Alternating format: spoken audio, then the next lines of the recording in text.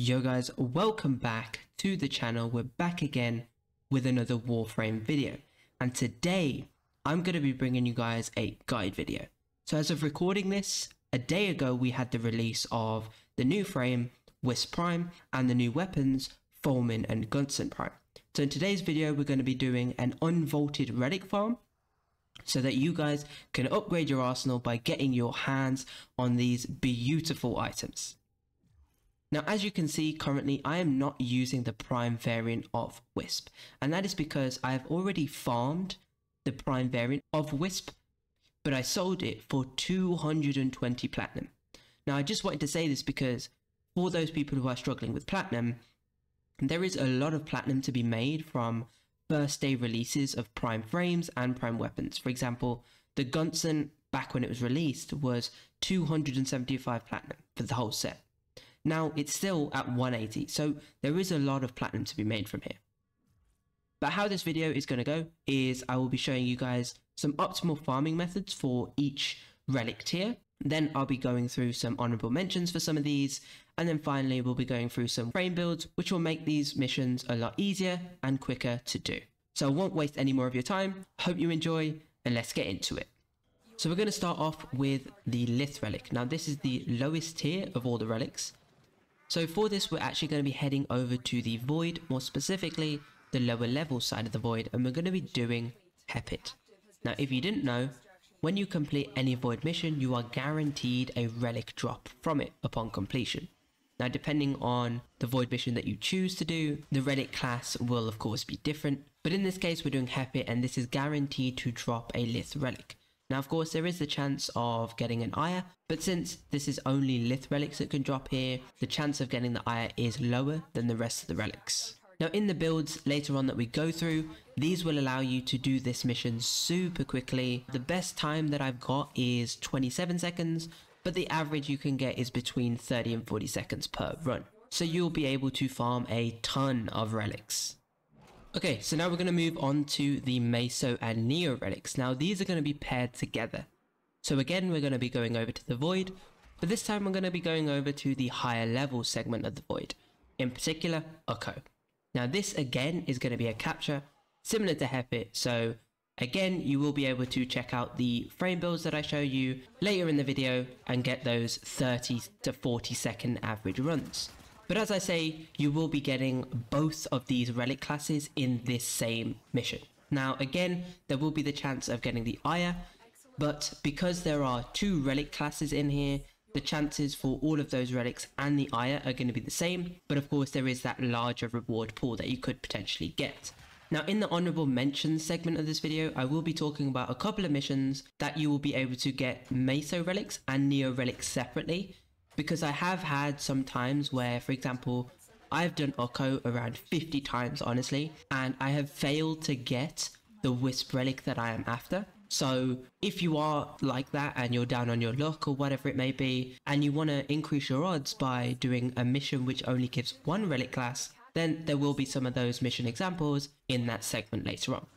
So now we move on to the final relic class, the Axii relics, which are considered the highest tier of all the relics. Now unfortunately there is no Void capture mission that we can do that gives us pure Axii relics. So instead we're going to be making our way over to Lua, and we're going to be doing the Disruption Apollo.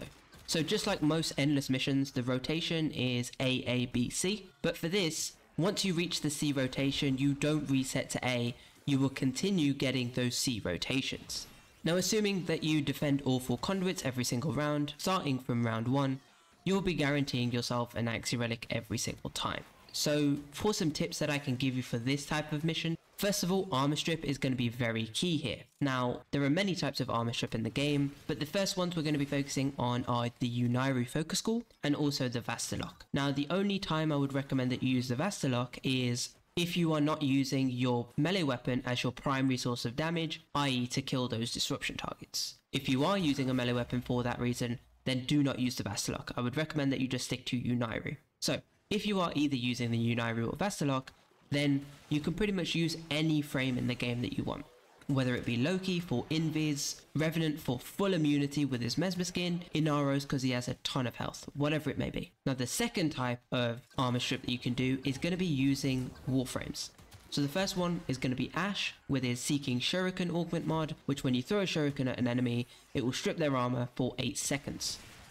Another frame you can use is Mag with her Polarize ability, which will strip all of their armor, and then you can use Magnetize on the disruption target, which will direct all incoming projectiles onto the head, making it a little bit easier to kill those disruption targets. Now the final tip that I can give you is to use Magus Lockdown. Now this is an arcane for your operator, and when you dash into the ground or wherever, it will immobilize 10 enemies for 4 seconds within a certain radius.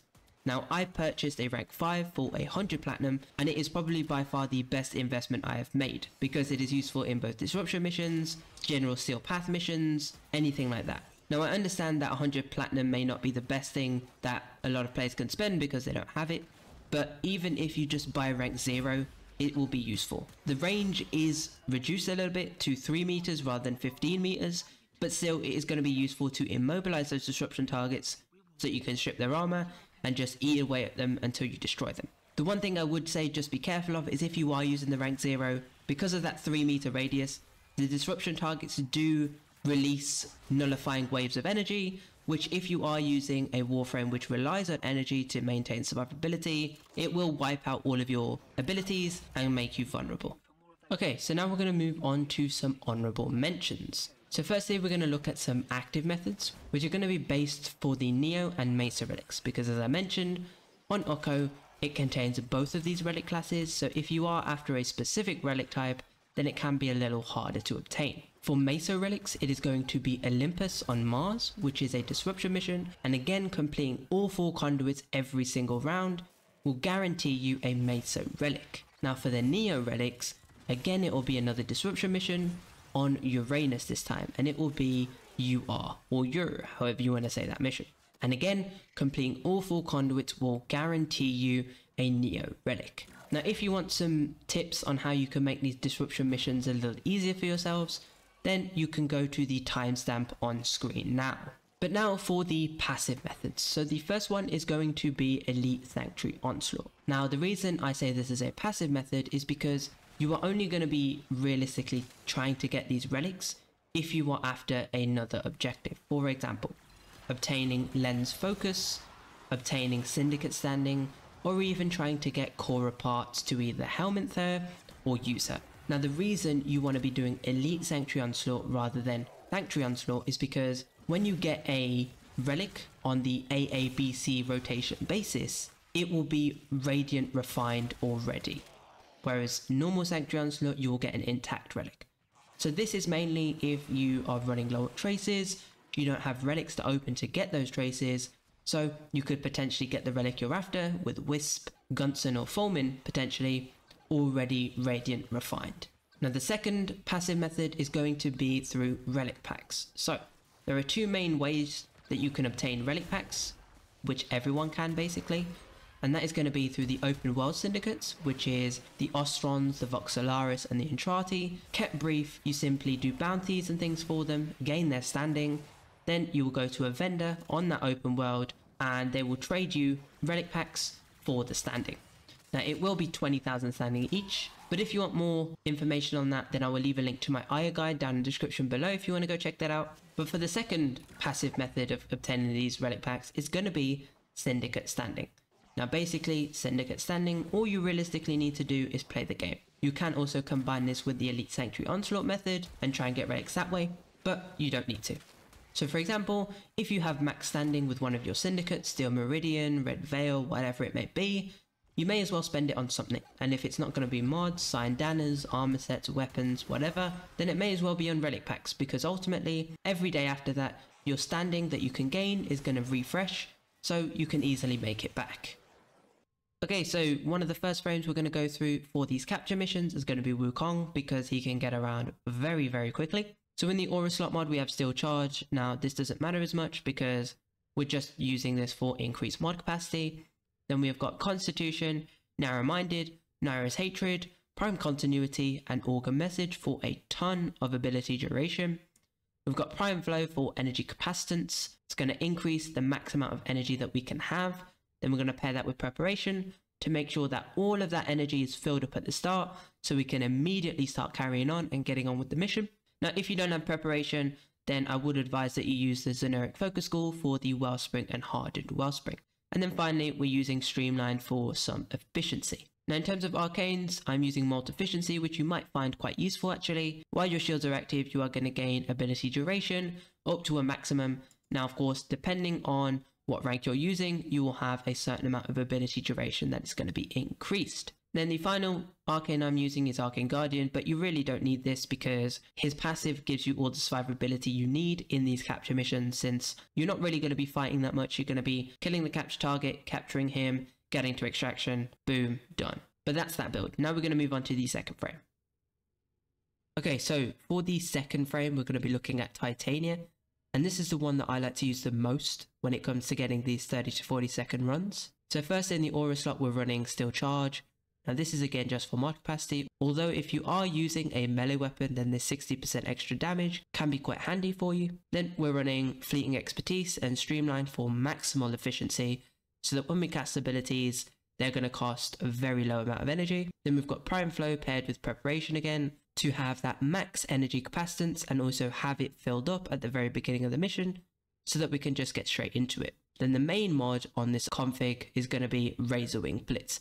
Now this is an augment mod for Titania, which every time you cast an ability, you increase flight speed and fire rate by 25%, and this can stack up to a 100% increase for 8 seconds. Now this is going to allow us to get so quick that we can actually get those 30 to 40 second runs. Then we're using Vitality and Aviator here for some survivability. Now these are only really going to be useful in the cases of when you get stuck on something maybe and you get absolutely lit up by the enemies. But if you're not stuck on anything, you're going to be breezing through the mission so quickly that the enemies blink and you're gone. And then we're running Prime Continuity here. You don't need primed, of course, you can just use a normal one, but this is going to be to have that increase in duration so that we can stay at a certain stage of our increase in speed and fire rate for an increased duration, so that we don't have to cast again to refresh that timer and end up going to the next stage to the point where your speed may be uncontrollable and you're actually just hindering yourself from getting those 30 to 40 second runs. Then finally, in this final mod, this is going to be interchangeable.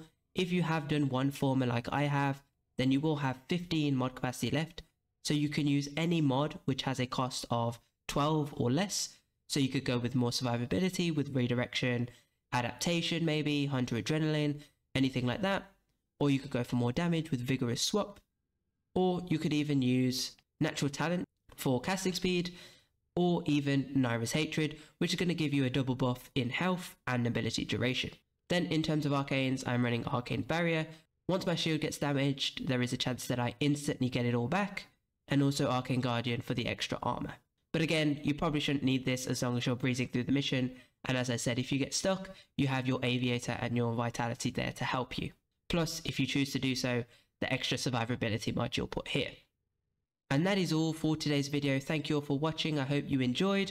If you did, consider liking the video, subscribing to the channel, and any other guides or videos you want me to do, drop those down in the comments below. Hope you all have a great day, and I'll catch you in my next video. Peace.